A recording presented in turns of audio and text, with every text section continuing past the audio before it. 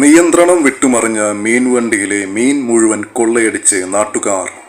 ബീഹാറിലെ കതിഹാർ ജില്ലയിലുണ്ടായ അപകടത്തിലാണ് മത്സ്യം കയറ്റിയെത്തിയ വാൻ മറിഞ്ഞത്. ഇതോടെ വാഹനത്തിനുള്ളിലുണ്ടായിരുന്ന മീൻ മുഴുവൻ നാട്ടുകാർ കൊള്ളയടിക്കുകയായിരുന്നു.